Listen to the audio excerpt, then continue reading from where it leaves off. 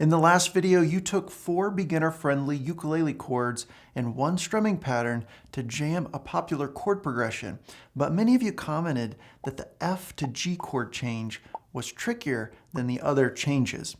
Why are some beginner ukulele chords hard to switch? What causes the pausing between chords? And how do you practice these chords to make them easier to change? In today's video, I want to let you in on the big mistake beginners make to change from F to G and other chords on ukulele. This is going to be a fun one, so let's get into it.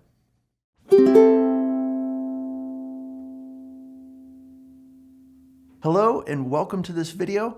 My name is Brett McQueen and I started UkuleleTricks.com over 14 years ago to help you become a better ukulele player. The F to G chord change shows up in so many songs you play on ukulele. For instance, I immediately think of Tom Petty's "I Won't Back Down" in the chorus. Hey, baby, there ain't no easy way out. Hey, I will stand my ground, and I won't back down. By itself, it's not too hard to play an F chord. You just take your middle finger and place it on the 2nd fret of the top G string, index finger on the 1st fret of the E string, and let those other 2 strings ring open. And likewise, by itself, the G chord is manageable. Admittedly, it has 3 fingers where you press the index finger on the 2nd fret of the C string, ring finger on the 3rd fret of the E string, and middle finger on the 2nd fret of the bottom A string, and let that top string ring open. With a little practice, this chord is manageable to play. But now let's take a down-up strumming pattern, played to a count of 4, and switch between every chord on the first beat, just like so.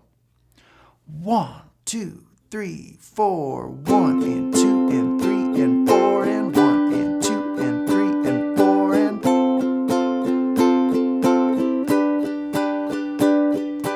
down, up, down, up, down, up, down, up, down, up, down, up, down, up, down, up.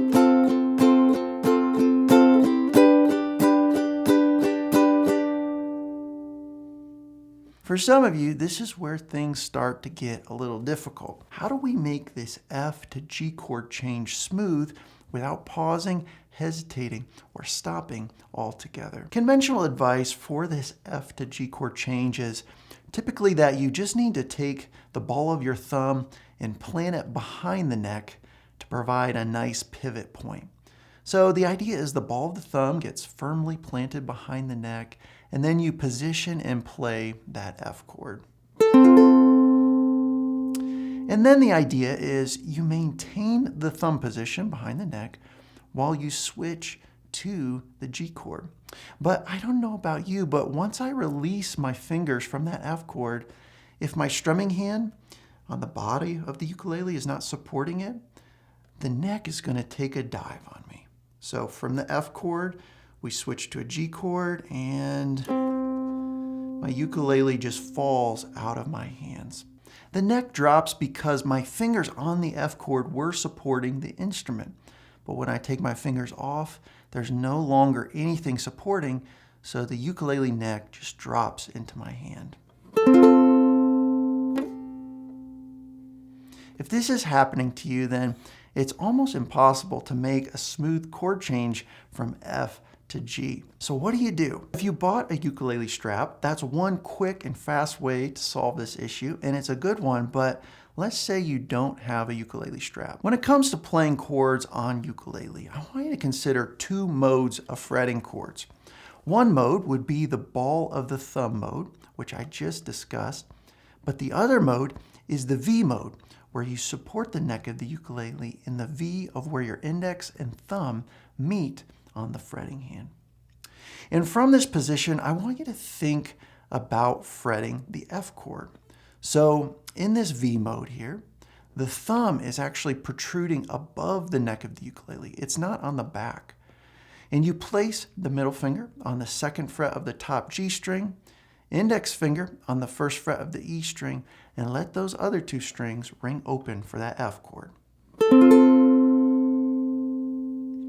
Now, while maintaining support of the neck of the ukulele in this V position, switch to your G chord, where you place the index finger on the 2nd fret of the C string, ring finger on the 3rd fret of the E string, and middle finger on the 2nd fret of the bottom A string, letting that top string ring open, and again, that thumb, look where it is. It's above the neck of the ukulele. And notice how we fixed the diving ukulele problem when switching between these chords. We're supporting the neck, we position for the F, then we switch to the G chord, and the neck stays in a stabilized position. Now, of course, the other challenging aspect to this chord change is the fact that every fretting hand finger must go to a different string. So there is some coordination here. And a way to practice this is to look at your F chord and note how you're using just the index finger and the middle fingers. So to practice switching to G, just focus on moving those index and middle fingers to the following chord. For G chord, the index finger goes to the 2nd fret of the C string, and the middle finger goes to the 2nd fret of the bottom A string. So just focus on moving those 2 fingers. So we have F, then we have G. Again, not worrying about this ring finger yet, just focusing on these 2 fingers. F, G, F, G, F, G, F, G. So without strumming, you just want to look at your fingers in your fretting hand, just like this. And you want to practice making that motor movement with just the index and middle fingers. And eventually, you'll get pretty quick with it. F, G, F, G, F, G, F, G. And then once you have the feel for that, you start to add in the ring finger after changing the index and middle fingers. So we have F, G, just the 2 fingers, add the ring finger. F, 2 fingers, add the ring finger. F, 2 fingers, ring finger. F, 2 fingers, ring finger.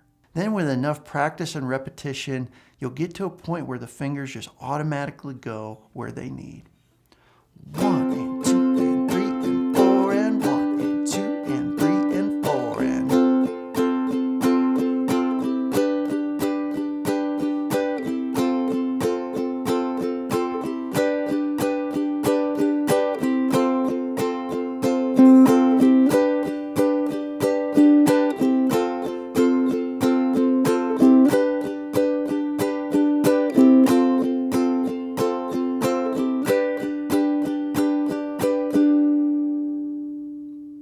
But a big thing to note here is the V is supporting the ukulele neck, and the V of the fretting hand is really aiding in this chord change. So my suggestion is to consider there are 2 modes for playing chords, the ball of the thumb mode or the V mode. For the easy chords, try to use the V mode, where the thumb will stick out above the neck of the ukulele. And in this mode, you should be able to play the common beginner ukulele chords in the key of C, like C, D minor, and again, my thumb is sticking above the neck, E minor, F, G, G7, A minor, A7, and even the D7 bar chord with a little practice. Again, that thumb is sticking above the neck. And for that D7 chord, you might have to use the ball of the thumb mode for that one, but you should be able to play most of the beginner chords in the key of C using the V method. That's a really good practice exercise. But if you have a song that is very bar chord focused, then you may need to switch exclusively to the ball of the thumb mode for fretting those chords. Like if I was playing some kind of jazzy number, like C minor 7 to a D minor 7, to a B flat, to an F7,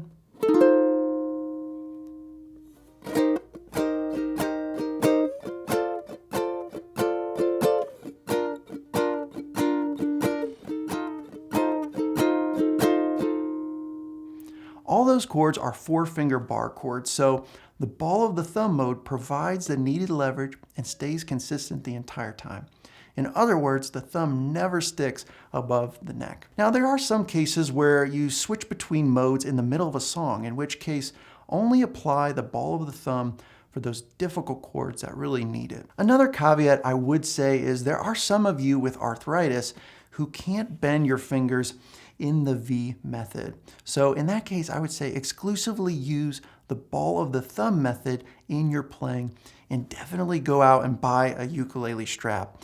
A ukulele strap will allow you to exclusively use the ball of the thumb mode because the neck will be supported with the strap. And that's going to give your fingers the best possible chance of successfully playing a chord. What I'm also hoping you kind of see from this video is why it's important when learning a new song to glance over the entire chord chart and sort of make a game plan.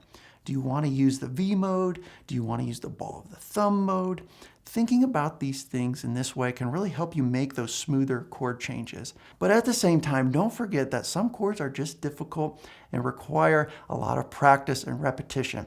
Sometimes it's hard work, but it does pay off. Okay, if you made it all the way to the end of this video, thank you so much for watching.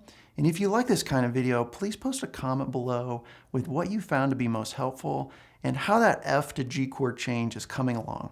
The best part of my day is always hearing how you're getting along in the comments. And if you want more lessons, tips, and tricks, then please head over to my website at ukuleletricks.com. Thanks so much for watching, and I'll see you next time.